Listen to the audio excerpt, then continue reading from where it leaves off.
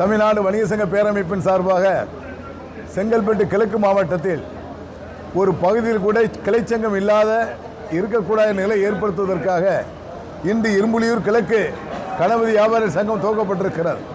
இது பல்வேறு தீர்மானங்கள் எடுக்க இருக்கிறோம். குறிப்பாக வருகின்ற 43வது மாநில மாநாடு வணிகர் விழிப்புணர்ச்சி எழுச்சி மாநாடாக தலைப்போடு இந்த மாநாடு நடைபெற இருக்கிறது. விழிப்புணர்ச்சி எழுச்சி என்று சொன்னால் ஆன்லைன் வர்த்தகம் கார்ப்பரேட் கம்பெனிகளால் கடுமையான பாதிப்புகளை வியாபாரிகள் சந்தித்து வருகின்றார்கள். இதிலிருந்து நாம் விழித்து கொண்டால் மட்டும்தான் வெற்றி பெற முடியும் என்ற நோக்கத்தோடு அந்த தலைப்பை முன்வைத்திருக்கிறோம். ஆகவே இந்த மாநில மாநாட்டில் மத்திய அரசு மாநில அரசுகளை வலியுறுத்தி சாமானிய வணிகர்களை பாதுகாப்பதற்கு சிறப்பு பாதுகாப்பு சட்டம் ஒன்றை ஏற்படுத்த வேண்டும் என்பதை வலியுறுத்தியிருக்கிறோம். நாளை மறுநாள் தமிழ்நாடு முதலமைச்சர் அவர்களை சந்தித்து எங்களுக்கு ஏற்பட்டுள்ள பல்வேறு இடர்பாடுகளை தீர்ப்பதற்கு நிலுவையில் உள்ள கோரிக்கைகளை தீர்த்து தரப்பட வேண்டும் என்பதை வலியுறுத்தி நாளை மறுநாள் முதலமைச்சர் அவர்களை தலைமைச் செயலகத்தில் சந்தித்து முறையிட இருக்கிறோம். தமிழ்நாடு வணிகர்களுடைய பேரமைப்பு என்பது நாடு தழுவிய அளவில் அனைத்து மாநிலத்துடைய நிர்வாகிகளும் இந்த மாநாட்டில் பங்கேற்கிறார்கள். மாநிலம் முழுவதும் பல லட்சம் வணிகர்கள் திரட்டுவதற்காக பேரமைப்பினுடைய நிர்வாகிகள் பம்பரமாக சுழன்று பணியாற்றி கொண்டிருக்கிறார்கள்.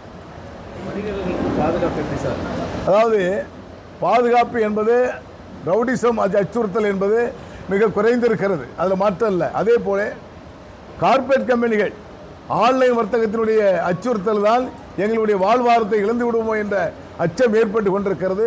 உங்களுக்கெல்லாம் தெரியும், ஊடக நண்பர்கள் நல்லா தெரியும், நிறைய கடைகள் காலி செய்யப்பட்டு டூலெட் போர்டு அங்கங்கே தொங்கிக்கிட்டே இருக்கு.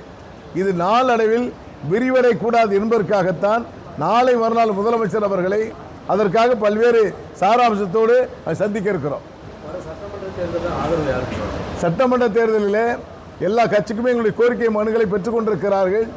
யார் எங்களுடைய கோரிக்கைகளை ஏற்று அவர்கள் கடிதம் மூலமாக லெட்டர் பேட் மூலமாக எழுத்துப்பூர்வமாக தருகின்றார்களோ யாருக்கு ஆதரவு கொடுப்பது என்பதை எங்கள் ஆட்சிமன்ற குழு கூட்டப்பட்டு சரியான நேரத்தில் ஒற்றை சொல்லாக ஒரே முடிவெடுக்க இருக்கிறோம்.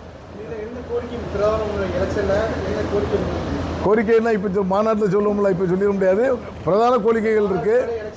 ஆமாம், அதாவது குறிப்பாக பாதுகாப்பு சட்டம் ஒன்று வேணும்னு கேட்குறோம். காரணம் என்னென்னா, கார்ப்பரேட் கம்பெனிக்கெல்லாம் ஒரு சட்டம் இருந்தது முன்னாடி, இப்போ அதை தளர்வு பண்ணிட்டாங்க. தளர்வு பண்ணிய காரணத்தினால் சாமானிய கடைகள் எல்லாம் தொடை தெரியப்பட்டு கொண்டிருக்கிறது. அதில் பல்வேறு சட்ட வடிவமைப்பை வேண்டும் என்று கேட்டிருக்கோம். ஜிஎஸ்டி வரி குறைப்பு 4 அடுக்கு 2 கட்டமாக குறைக்கப்பட்டிருக்கிறது. அதே வேளையில் சட்டம் குறைக்கப்படவில்லை, சட்டம் கடுமை அப்படியே இருக்கிறது. சாமானிய வணிகர்களும் சட்டத்தை தெரிந்து கொள்ளக்கூடிய வகையில் ஜிஎஸ்டியில் எளிமைப்படுத்த வேண்டும். அப்படி இல்லை என்று சொன்னால் சாதாரண சட்டத்தை வைத்துக்கொண்டு தவறான அதிகாரிகள் கையுட்டு பணம் பெறுவது அதிகமாக பெருகி கொண்டிருக்கிறது என்பதை எச்சரிக்கை உணர்வோடு பதிவு செய்து கொள்கிறேன். எல்லா கட்சிக்கும் வைப்போம். அரசியல் கட்சிகள் அது எந்த கட்சியாக இருந்தாலும் எல்லாருக்குமே எங்களுடைய கோரிக்கையை வச்சுருப்போம். எல்லா கட்சியும் எங்கிட்ட பேசிக்கிட்டு இருக்காங்க, கோரிக்கைகள் கேட்டுக்கிட்டு இருக்காங்க, தயார் பண்ணிக்கிட்டு இருக்கோம். 2 தினங்களிலே கோரிக்கைகள் அனைத்து கட்சிக்கும் தரப்படும். வணிக சங்கத்தை சார்ந்த குர்ராம்பேட்டை பகுதியில் சேம்பர் காலனியில் வணிக சங்கத்துடைய தலைவர் அது திருவங்கடம் என்பவர் ஒரு நல்ல செயல் வீரர், செயல்பட்டு கொண்டிருந்தவர் திடீர் மாரடைப்பால் இறந்து விட்டார்கள். ஆகவே அந்த குடும்பத்திற்காக பிள்ளைகளுக்காக இந்த நிதி 4 லட்சம் ரூபாய் இன்று வழங்க இருக்கிறோம்.